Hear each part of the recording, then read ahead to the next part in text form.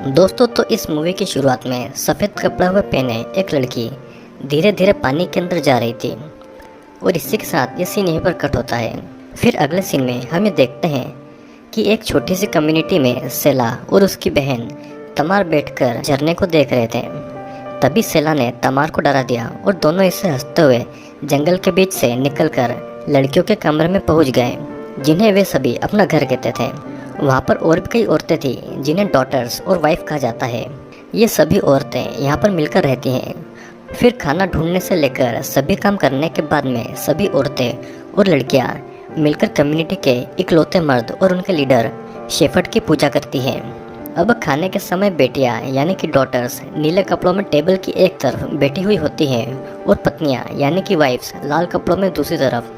फिर जैसे ही शेफर्ड का खाना पूरा हो जाता है, वो अपनी एक पत्नी को अपनी कृपा देने के लिए चुनता है और फिर रोज़ रात में बेटियाँ अपनी माँ से अलग सोती है और उससे पहले शेफर्ड को भगवान की तरफ पूजती हैं। फिर अगली सुबह शेफर्ड सभी को अपना ज्ञान बांटने आता है और वो सभी को अपनी पत्नी बनने की किस्मत के बारे में बताते हुए ये कहता है कि कैसे उसने उन्हें हर चीज़ देने के लिए खुद की ज़िंदगी को कुर्बान कर दी।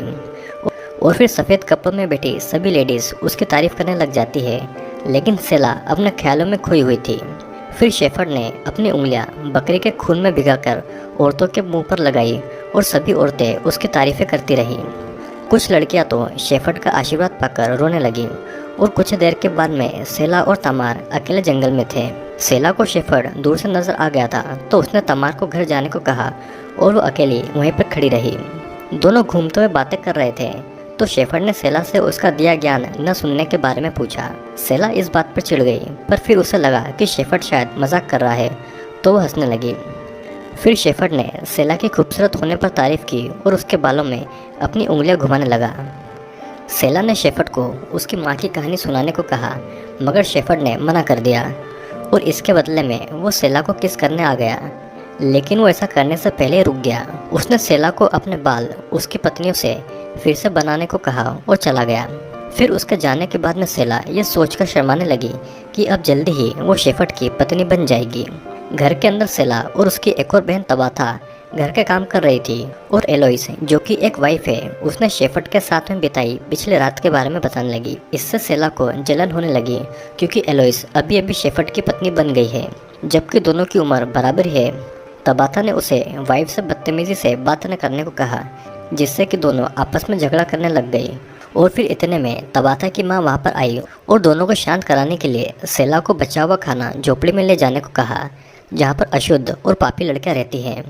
झोपड़ी में एक बेहोश लड़की थी जो कि अशुद्ध होने के कारण एक तरह का उपवास करती है क्योंकि उसके पीरियड चल रहे थे।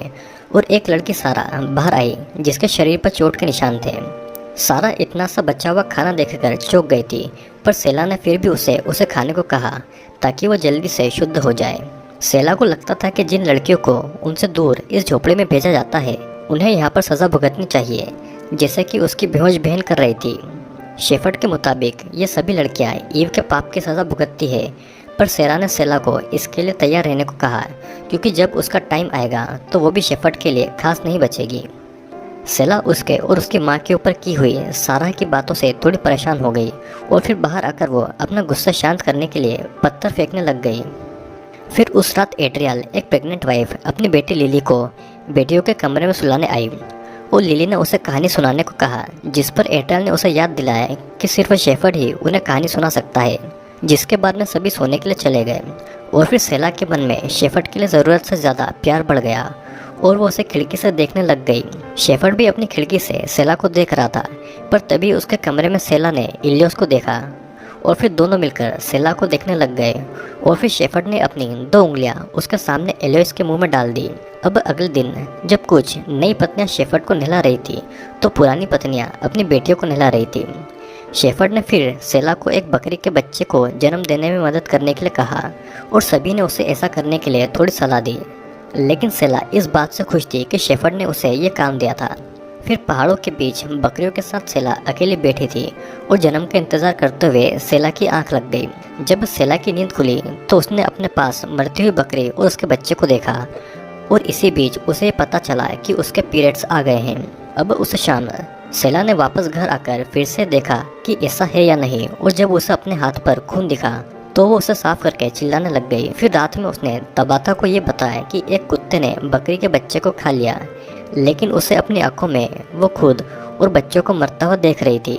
जब पत्नियों को पता चला कि बकरी मर गई है तो वो सेला को चर्च में लेकर आए और शेफर्ड ने उसे माफ़ कर दिया, लेकिन सेला को अभी भी दुख था क्योंकि वो अशुद्ध है। फिर एक रात सबके सोने के बाद में सेला ने शेफर्ड को पुलिस वाले से बात करते हुए सुना, जो कि शेफर्ड से ये जगह खाली करने को कह रहा था, वरना वो उन सबको गिरफ्तार कर लेगा। फिर अगले दिन शेफर्ड ने सबको कहा कि उन्हें ईडन की खोज में जाना होगा, जिसके बाद में वो अपनी पीठ के बल गिरा और सभी औरतें उसके पास आ गई। लेकिन सेला कुछ सोच रही थी और वो अपनी जगह पर ही खड़ी रही। फिर शेफर्ड सभी औरतों के साथ में मिलकर हंसने लगा और सब उसे कंधों पर उठाकर ले गई। सभी अपने नए घर की खोज पर जाने के लिए बहुत ज़्यादा खुश थे, लेकिन सेला को कुछ भी महसूस नहीं हो रहा था। वो अपनी सोच से तब बाहर आई जब शेफर्ड ने उसकी गर्दन पर हाथ रखा, जो कि वो तब करता है जब उसे कोई बेटी पसंद आ जाती है। फिर थोड़ी देर के बाद में शेफर्ड सेला के पास आया, जो कि जंगल में अकेली बैठी हुई अपने घर को छोड़ने पर दुखी थी। पर शेफर्ड ने उसे हिम्मत रखने को कहा और घर छोड़ने से पहले सभी औरतों ने कुछ रीति रिवाजों वाले गाने गाए और वो वहाँ से जाने लगी। सभी ने अपने कपड़े और बकरियां ले ली थी और पैदल पैदल सफ़र कर रहे थे। सभी खाना खाने और आराम करने के लिए थोड़ी थोड़ी दूर में रुक रहे थे। फिर जब वो रास्ते में मिले कुछ खाली घरों के पास आए तो सेला ने शेफर्ड से पूछा कि वो इन घरों में क्यों नहीं रह सकते, जिस पर शेफर्ड ने कहा कि टूटे हुए लोगों ने इन घरों को बनाया है, और वो फिर से आराम करने के लिए रुक गए। और फिर सेला आग के पास में बैठी हुई थी और शेफर्ड अपने टेंट में फिर से एलियोस के साथ में था। अब रात में सेला फिर से उन खाली घरों में वापस आई और वहाँ पर लगी तस्वीर देखने लगी, और जैसे ही पलटी एलियोस उसके सामने आकर खड़ी हो गई और वो हंस रही थी। लेकिन उसकी हंसी जल्दी गायब हो गई जब उसने अपने गले की चोट को सेला को दिखाया। अब अगले दिन सेला अपना खून और नहीं छुपा पाई, जिसे देखकर तबाता चिल्लाने लगी। वो उसे अशुद्ध बुलाने लगी, जिससे कि अब सेला को भी सबसे आखिर में सारा के साथ में सफ़र करना पड़ता है, जिसकी उसने कुछ दिन पहले ही बेइज्जती करी थी। अब कुछ देर के बाद में तेज़ हवा के कारण ग्रुप फिर से आराम करने के लिए रुक जाता है और पत्नियां शेफर्ड की तरफ उम्मीद से देखने लगी थी, जो कि दो बेटियों को बाहों में लेकर बैठा हुआ था। वो याद करने लग जाती है कि उनकी जवानी में भी शेफर्ड उन्हें ऐसे ही अपने गले से लगाए रखता था।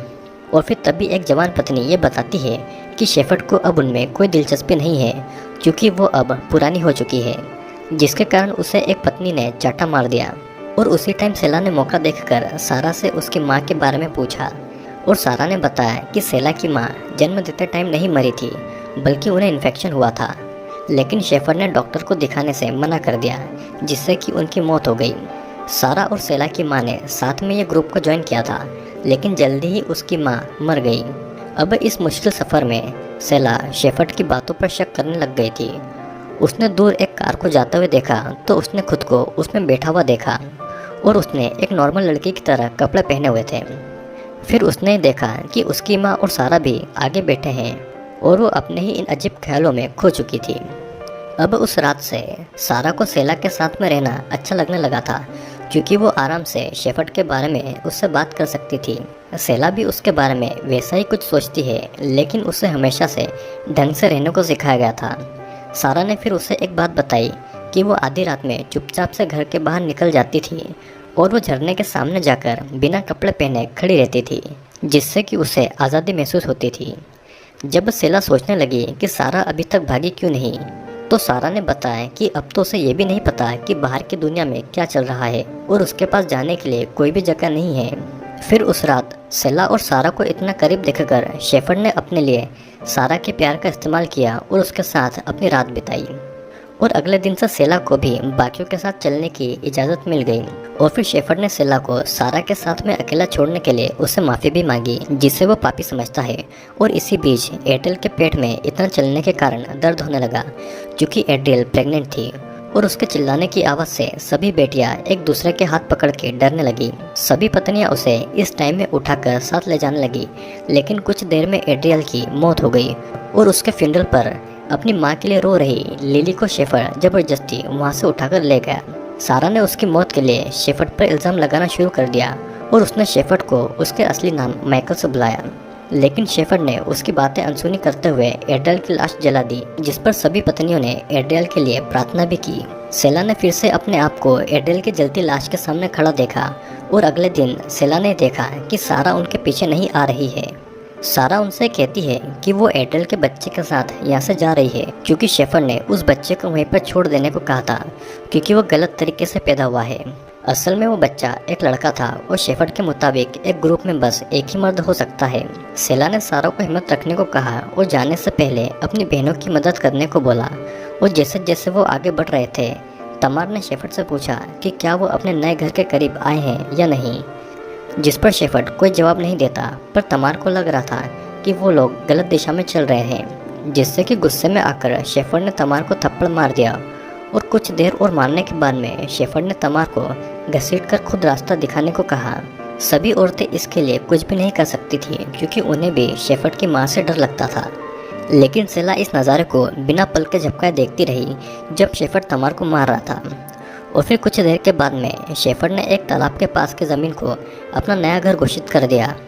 और इस सफ़र से सभी बेटियां परेशान हो गई थी, तो शेफर्ड ने फिर उनके सारे पाप और बालों को धोना शुरू कर दिया, जो कि एक तरीके से उसका उन पर काबू रखने का तरीका था। एक लड़की ने सबको ये बताया कि उसे फिर से अलग महसूस होने लगा है। लेकिन जब सेला की बारी आई तो उसने दूसरों से ज़्यादा देर तक पानी के अंदर रखा। और अंदर सेला ने अपने आप को लाल पानी के अंदर सफ़ेद कपड़ों में बैठा हुआ देखा।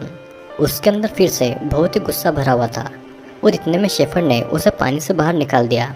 अब उस वक्त शेफर्ड ने आखिरकार सेला को अपने टेंट में बुलाया, लेकिन तमारा ने उसे वहाँ पर जाने से मना कर दिया, क्योंकि सभी औरतें शेफर्ड से अपनी प्रेग्नेंट पत्नी को ऐसे ही छोड़ देने के लिए बहुत नाराज़ थी। लेकिन सेला फिर भी वहाँ पर गई, क्योंकि उसे हमेशा से ही शेफर्ड की बातें मानना सिखाया गया था। अब टेंट के अंदर शेफर्ड ने सेला को अपने बाल खोलने को कहा और उसकी खूबसूरती की बहुत तारीफ करने लगा। फिर उसने अपनी 2 उंगलियां सेला के मुंह में डाली ताकि वो चिल्ला ना सके। और सेला बिना हिले बस ये सोचती रही कि आखिरकार वो यहाँ पर कर क्या रही है। उसे फिर वो खुद और ज़्यादा गुस्से में दिखाई देने लगी और वो सपना देखने लग गई कि सभी औरतों ने मिलकर शेफर्ड को टुकड़ों टुकड़ों में काट कर मार डाला है और उसका खून कर दिया है। फिर उस रात वापस आकर सेला ने एक रूल तोड़ दिया और सबको सारा से सीखी हुई एक कहानी सुनाने लग गई, क्योंकि वो लोग इससे भी अच्छी दुनिया के लायक थी। सेला ने उन सभी को एक लड़की की कहानी सुनाई जो कि झरने के सामने बिना कपड़ों के खड़ी थी। फिर अगली सुबह जब सभी बेटियां उठती है तो देखती है कि सभी पत्नियां वहां से गायब हो गई है। फिर वो नदी के पास में आती है और देखती है कि शेफर्ड पत्नियों के गाउन के सामने घुटने पर बैठा हुआ है। शेफर्ड ये बताता है कि कैसे उनकी माँ और उसकी पत्नियों को ये नदी अपने साथ ले गई और कैसे अब वो अमर हो गई है। बेटी अपनी माँ के गुम हो जाने से रोने लग गई थी, मगर इस बात को नज़रअंदाज करके शेफर्ड ने कहा कि अब उन्हें उसकी पत्नियों की जगह लेनी होगी। शेफर्ड ने सबसे पहले सेला से शादी करने को पूछा और कहा कि वो उसे अपनी सारी कृपा देगा, लेकिन गुस्से से भरी सेला ने उससे शादी करने से मना करते हुए यह कहा कि वो उनका शेफर्ड नहीं है। शेफर्ड अपनी पसंदीदा बेटी से न सुनकर चौंक गया और उसने उसे थप्पड़ मार दिया। सेला को फिर समझ आ गया कि उसने उनकी माँ के साथ में क्या किया है और फिर हम देखते हैं कि शेफर्ड उसे और ज़ोर ज़ोर से थप्पड़ मार देता है। फिर थोड़ी देर के बाद में पुलिस उस जगह पर आती है, लेकिन पुरानी पत्नियों के सारे सबूत गायब हो गए थे। उन्होंने पैरों के कुछ निशानों का पीछा किया और उन्हें शेफर्ड की पेंटिंग्स और सबूत मिले कि यहाँ पर कोई रहा करता है। और फिर उन्हें शेफर्ड भी मिल गया जो कि पेड़ से बंधा हुआ था, लेकिन वो मर चुका था। उसके सिर पर सिंगों का एक ताज था जो बताता है कि वो शेफर्ड के रूप में एक शैतान था। और फिर मूवी के आखिर में सभी बेटियां एक झरने के सामने खड़ी थी, जैसा कि सारा की कहानी में बताया गया था। और सेला सबसे आगे अपने हाथ में एक बकरी का बच्चा लेकर खड़ी थी। और इसी के साथ में ये मूवी यहीं पर ख़त्म हो जाती है। तो दोस्तों, ये एक साइकोलॉजिकल हॉरर मूवी है जिसमें बताया गया है कि कुछ औरतें बाकी दुनिया से अलग एक कम्युनिटी में रहती है, जहाँ का लीडर बस एक ही मर्द होता है जो कि शेफर्ड था। और शेफर्ड का असली नाम माइकल था, जो कि कम्युनिटी को चलाता है। शेफर्ड के अनुसार उसकी कम्युनिटी में सिर्फ 2 तरह की औरतें रह सकती है, या तो पत्नियाँ या तो बेटियाँ, जिसमें कि शेफर्ड अपनी हर रात एक नई पत्नी के साथ बिताता है और वो पुरानी हो जाने के बाद में वो नई पत्नियों को चुनता है। जब बेटियां बड़ी हो जाती है और उनके पेट्स आने लग जाते हैं तो वो उन्हें भी पत्नियों का दर्जा देने लग जाता है। शेफर्ड सभी औरतों को बाकी दुनिया से काट कर रखता है, जिससे कि उन्हें लगता है कि उनकी दुनिया बस इस जंगल में है और शेफर्ड ही उनका भगवान है। और इसीलिए सभी औरतें उन्हें पूछती भी है। लेकिन धीरे धीरे सेला को समझ आने लग जाता है कि शेफर्ड आखिरकार ऐसा क्यों कर रहा है, और मूवी के आखिर में दिखाया जाता है कि बगावत करने वाली औरतों को शेफर्ड मार देता है। लेकिन सेला के साथ में बची हुई लड़कियों ने मिलकर शेफर्ड को ही मार दिया था, और उनके अनुसार आज़ादी का मतलब था झरने के सामने खड़े होकर आज़ादी को महसूस करना। तो दोस्तों, आज के वीडियो में सिर्फ इतना ही।